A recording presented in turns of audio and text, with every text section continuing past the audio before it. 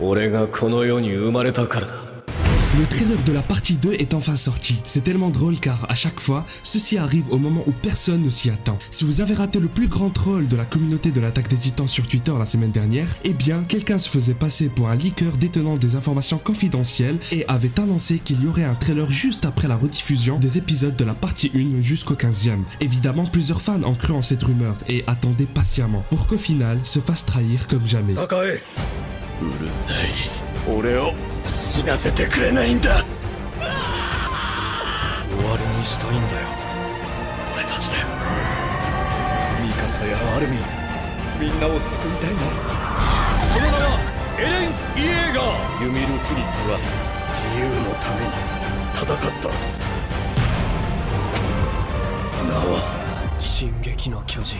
Ouais, tout le monde, j'espère que vous allez bien. Pendant ma toute première découverte, j'ai vraiment ressenti que les animateurs se sont donné plus de mal comparé à la première partie. Et c'est tellement bizarre, car ils prennent de plus en plus de projets en ce moment. Ce qui me laisse croire que la production de la partie 2 avait déjà débuté lors de la diffusion de la partie 1. Ce qui m'inquiète d'un côté énormément vis-à-vis de la suite, qui peut être médiocre voire bâclée. Je vous invite à me donner votre avis là-dessus, et une note sur 10. En tout cas, finir 2021 avec cette vidéo était tellement improbable pour moi. Nous avons tous hâte, et encore une fois, c'est dingue comment le studio ne se prive point pour divulguer plusieurs scènes importantes. Il faut vendre du rêve. Ils avaient déjà fait la même chose avec le tout premier PV en montrant le marteau d'armes ainsi que plusieurs autres scènes. Alors qu'auparavant c'était un mystère pour nous lecteurs du manga. Venir et montrer le 9e titan primordial juste comme ça, ce n'était pas ouf. Après ça ne gâche pas vraiment pour autant l'expérience puisque tout dépend du téléspectateur. Nous sommes tous différents et ça reste que mon avis évidemment.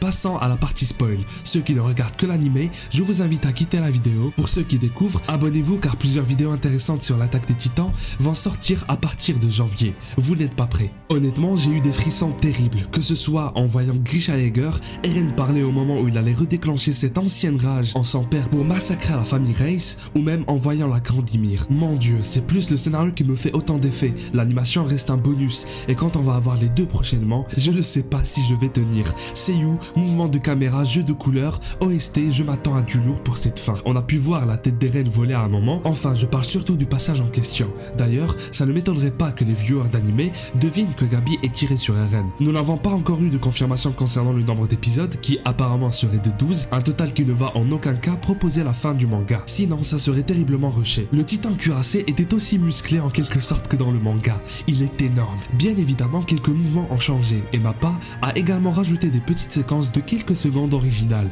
Et c'est normal, cet organisme avait déjà déclaré qu'ils allaient utiliser de nouvelles technologies pour rendre plus belles certaines scènes. Et quand on voit celui d'Eren avec Sig, il est très particulier. Je n'ai pas eu l'impression d'avoir déjà vu un plan travaillé de cette façon. Enfin si, et généralement c'était pour expliquer des stratégies. Attention, je ne fais pas référence à Shingeki no Kyojin. Il faut savoir que quelques techniques sont très populaires, très souvent inventées par des animateurs et utilisées par de nombreux studios. Une vidéo sur l'animation de Shingeki no Kyojin sortira très bientôt.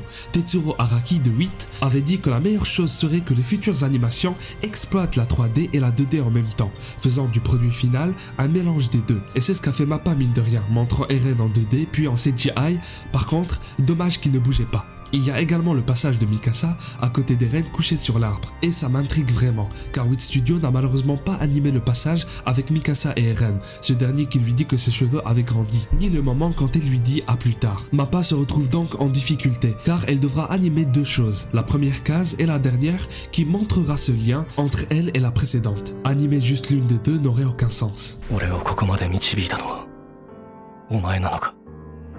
Aussi, il y a eu quelques changements dans l'équipe principale. Nous avions eu comme directeur des couleurs Ayako Suenaga qui est devenu Itsuko Onishi. Directeur artistique Kazuo Ogura remplacé par Kuniaki Nemoto. Directeur de la CGI de la 3D Takahiro Uezono qui a passé le flambeau à Motoi Okunu et Subaru Ikeda. C'est confirmé, un animateur qui a déjà travaillé avec Wit Studio s'occupe de la partie 2. Ce que j'attends le plus, c'est sans doute les épisodes dans le chemin. En voyant Grisha, j'ai eu la confirmation que Mappa allait innover pour détruire internet. Dites-moi le moment que vous attendez le plus dans les commentaires. C'est tout de même avec cette vidéo que nous finissons l'année, alors je vous le dis en avance, bonne année 2022 à tous. Je vous remercie pour tout le soutien jusqu'à présent, pour tous vos commentaires depuis le début, ainsi que votre implication dans mon aventure. En espérant aller de l'avant jusqu'à la toute fin, je vous lâche un énorme acquis des rois dans la gueule, et à la prochaine.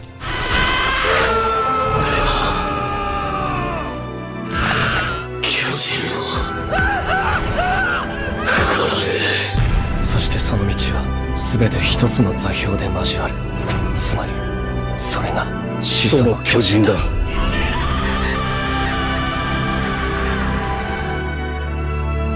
一匹残らず